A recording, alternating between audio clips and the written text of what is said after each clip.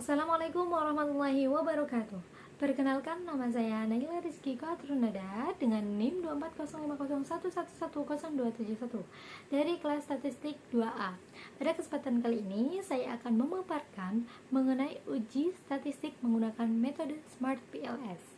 Analisis yang akan saya lakukan meliputi evaluasi outer model, yaitu untuk menguji validitas dan reliabilitas instrumen penelitian, serta evaluasi inner model yang bertujuan untuk menguji hubungan antar variabel dan hipotesis penelitian, termasuk melihat adanya pengaruh mediasi apabila terdapat variabel mediator dalam model penelitian. Langsung saja ya kita ke tutorialnya.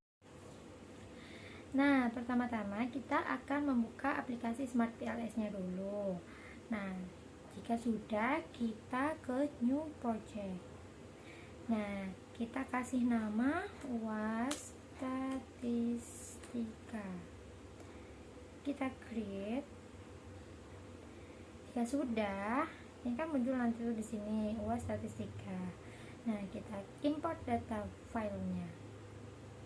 Kita ambil data dari sini. Ya udah kan? Kita import.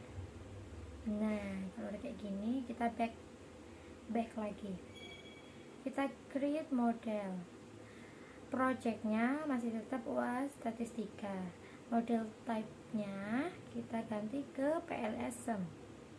Model name-nya kita samain aja sama nama projectnya, UAS Statistika. Oke, kita save. Nah, setelah begini, kita akan memasukkan variabelnya ke dalam PLSM UAS Statistika ini. Kita sampai 12. Ini X1-nya. X1 kita ganti namanya kepercayaan konsumen. Oke. Nah, udah kan udah kayak gini. Nanti kita atur-atur deh.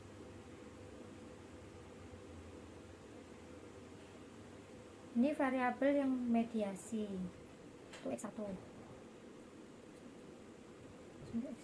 X2 nya kita kesini, kita ganti kualitas informasi itu kualitas informasi.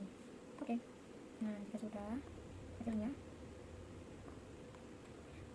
terus X3 nya kita cari X3.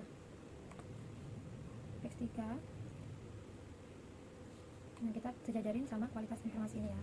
X3 nya kita ganti kemudahan penggunaan.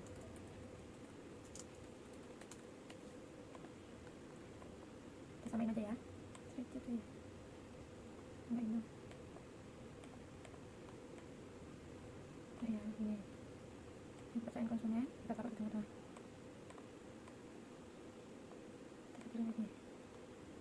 Nah, variabel Y-nya kita masukin juga. Y-nya itu keputusan pembelian. Oke. Kita taruh sejajarin di depannya sini. Nah, terus kita konekin deh. Kualitas informasi dikonekin ke kepercayaan konsumen. Begitupun kemudian penggunaan juga dikonekin ke sini. Kualitas informasi dikonekin ke keputusan pembelian. Kemudian penggunaan juga. Terus yang kepercayaan konsumen. Nah, ini adalah yang memediasi antara yang memediasi kualitas informasi ke keputusan pembelian dan kemudian penggunaan kepercayaan konsumen dan keputusan pembelian. Lalu next kita akan menganalisis evaluasi outer model. Nah, kita klik calculate ke PLSM algorithm. Lalu klik start calculation. Jika sudah, kita akan mencari convergent validitas, yaitu outer loading, di outer loading sini ya. Nah, ini kan sudah, itu kita copy ke kesimpulannya ke sini.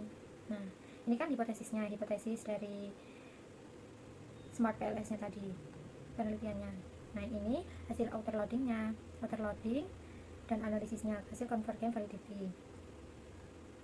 Berdasarkan hasil pengujian outer loading, seluruh indikator pada masing-masing variabel memiliki nilai di atas 0,70. Variabel kemudahan penggunaan memiliki nilai loading antara 0,71 hingga 0,792. Variabel kepercayaan konsumen antara 0,722 hingga 0,851. Variabel kualitas informasi antara 0,715 hingga 0,793 dan variabel keputusan pembelian antara 0,706 dan 0,783. Menurut Hare et al. 2017, indikator dinyatakan valid secara konvergen apabila nilai outer loading lebih dari 0,70. Seluruh indikator dalam model ini telah memenuhi syarat tersebut hingga dinyatakan valid dan layak dipertahankan. Selanjutnya kita akan melihat validitas konvergen AV-nya. Kita lihat di Smart PLS. Terus kita ke Construct Reliability and Validity. Nah, di sini kita bisa melihat AV-nya atau Average Variant Extract. Itu di sini kan hijau semua. Kita tarik kesimpulannya. Nah, nilai Average Variant Extract AV untuk seluruh variabel berada di ambang batas lebih dari 0,50 yang disyaratkan oleh Hare et al. 2017. Kemudian penggunaan AV 0,558, kepercayaan konsumen 0,604, keputusan pembelian 0,565 dan kualitas informasi AV-nya 0,564, yang artinya setiap variabel mampu menjelaskan lebih dari separuh variabel indikator-indikatornya, sehingga validitas konvergen terpenuhi untuk semua variabel. Selanjutnya kita ke hasil diskriminan validity dan analisisnya ini Fortner-Laker. Oke, kita akan sini dulu ya. Kita cari diskriminan validity kita yang Fortner-Laker criterion. Nah, ini sudah. Langsung kita ke sini. Nah, berdasarkan hasil uji Fortner-Laker criterion, nilai akar kuadrat AV setiap variabel kemudian penggunaan 0,747, kepercayaan konsumen 0,777, keputusan pembelian 0,751 dan kualitas informasi 0,751 lebih tinggi dibandingkan nilai korelasi antara variabel lainnya. Hare et al. Mensyaratkan bahwa AV suatu variabel harus melebihi korelasinya dengan variabel lain. Syarat ini terpenuhi pada seluruh variabel hingga validitas diskriminan model terkonfirmasi. Selanjutnya kita ke HTMT. Langsung ke sini HTMT yang nih matrik. Nah, ini kan sudah di copy. Berdasarkan pengujian HTMT terdapat beberapa nilai yang melampaui batas, yaitu 0,90 yang direkomendasikan Hare et al. Yaitu kepercayaan konsumen dan kemudahan penggunaan 0,960, keputusan pembelian dan kemudahan penggunaan 0,903, serta kualitas informasi dan kemudahan penggunaan 0,958.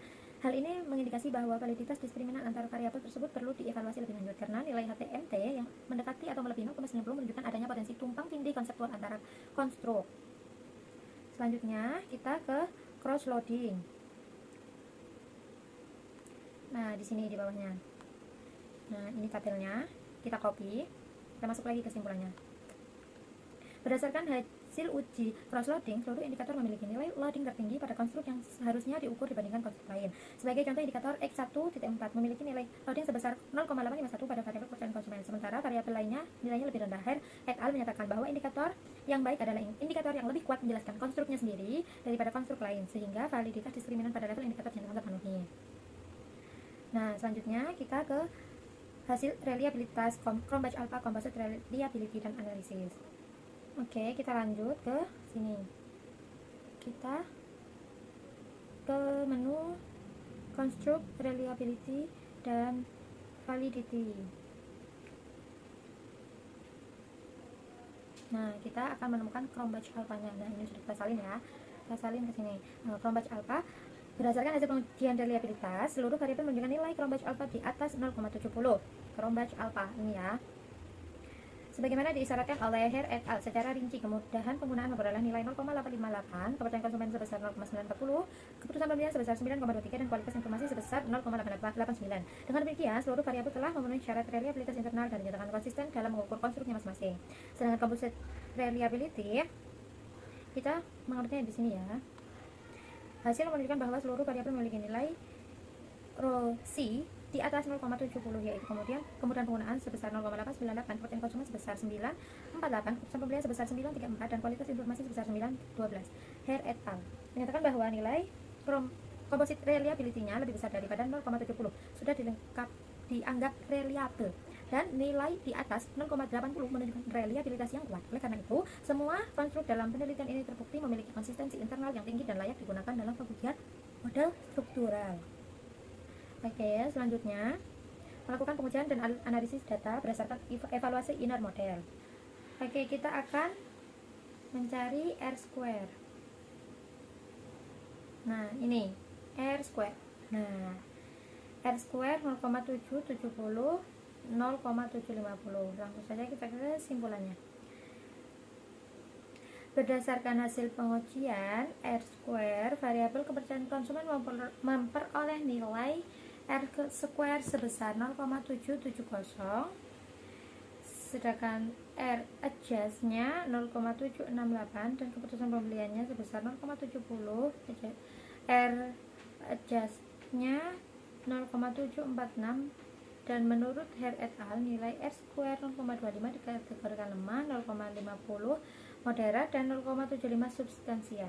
Dengan demikian, nilai R square kepercayaan konsumen tergolong substansial, yang artinya kemudahan penggunaan dan kualitas informasi mampu menjelaskan sekitar 77,0% variasi dan pada kepercayaan konsumen. Nilai R square keputusan pembelian sebesar 0,750 juga tergolong substansial, menunjukkan bahwa variabel-variabel dalam model menjelaskan sekitar 75,0%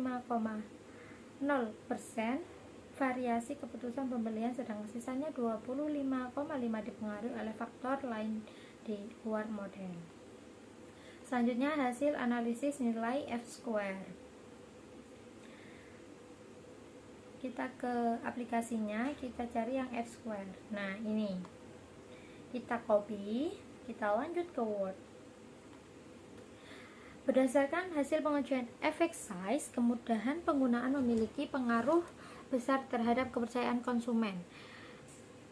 F square 0,548 dan pengaruh kecil terhadap keputusan pembelian 0,025.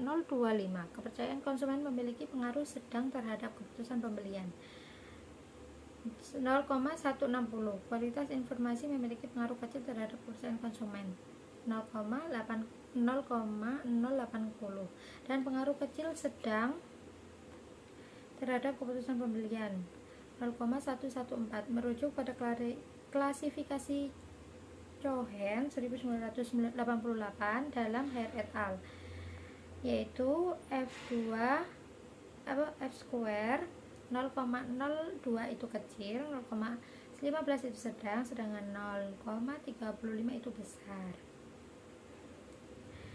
Selanjutnya kita akan menganalisis model fit. Kita ke Smart PLS nya. Nah, langsung kita ke model fit. Nah, di sini ada 5 pengujian, sedangkan saya hanya mengambil 2, yaitu SRMR dan NFI. Kita copy. Nah, kita ke SRMR nya dulu. Nilai SRMR ini ya sebesar 0,067 berada di bawah batas 0,08 yang disarankan Hare et al. 2017, sehingga model penelitian ini memiliki kecocokan yang baik atau good fit antara model yang diestimasi dengan data yang diamati. Sedangkan NFI yaitu sebesar 0,495 belum mencapai nilai ideal, yaitu lebih dari 0,90. Hare et al. Menyatakan bahwa NFI sensitif terhadap ukuran sampel dan kompleksitas model, sehingga nilai ini perlu diinterpretasikan dengan hati-hati. Meskipun demikian, hasil evaluasi SRMR yang baik tetap menunjukkan bahwa model secara keseluruhan masih dapat diterima. Nah, selanjutnya kita ke analisis predict relevance. Kita balik ke Smart PLS nya, edit, calculate, PLS predict, start calculate. Oke, kita ke PLS predict LV summary. Nah, kita akan menemukan key 2 nya. Kita copy. Nah, kita sini. Hasilnya, nilai Q2 untuk variabel kepercayaan konsumen sebesar 0,771 dan keputusan pembelian sebesar 0,715. Keduanya lebih besar dari 0, menunjukkan bahwa model memiliki relevansi prediktif yang besar. Hare et al. Menyatakan bahwa Q2 harus lebih besar dari 0, berarti model mampu memprediksi nilai observasi secara kuat. Dengan demikian, inner model dinyatakan memiliki predik relevan yang kuat. Selanjutnya kita ke hasil analisis part koefisien hubungan langsung dan dengan mediasi. Kita kembali ke PLS-nya, kita edit, calculate lagi ke menu bootstrapping, start calculate.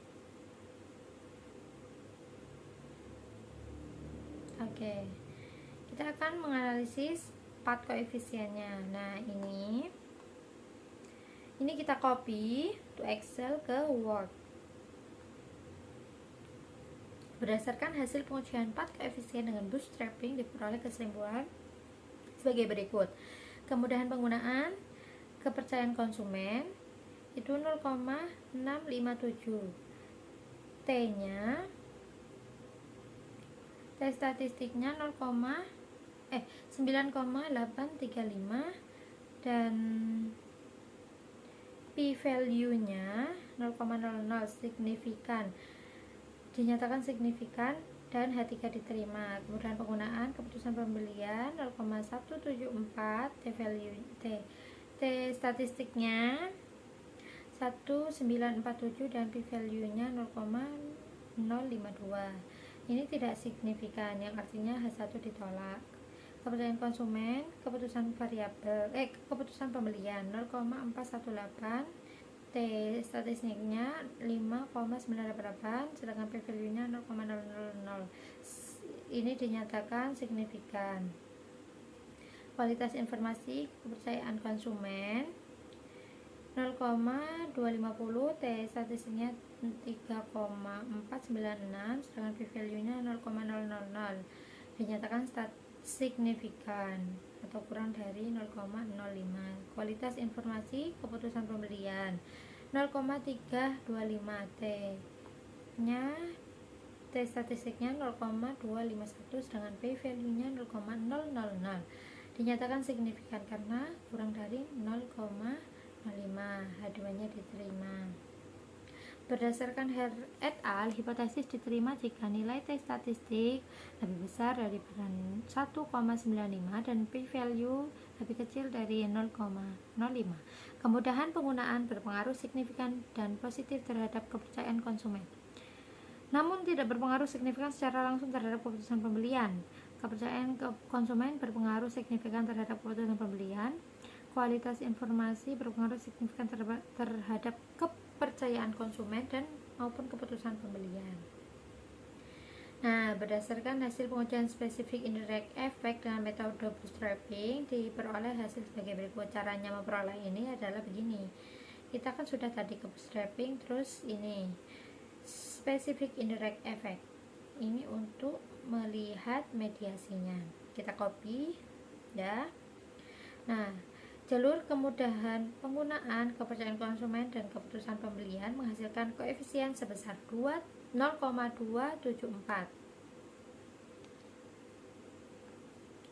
0,274. Nih.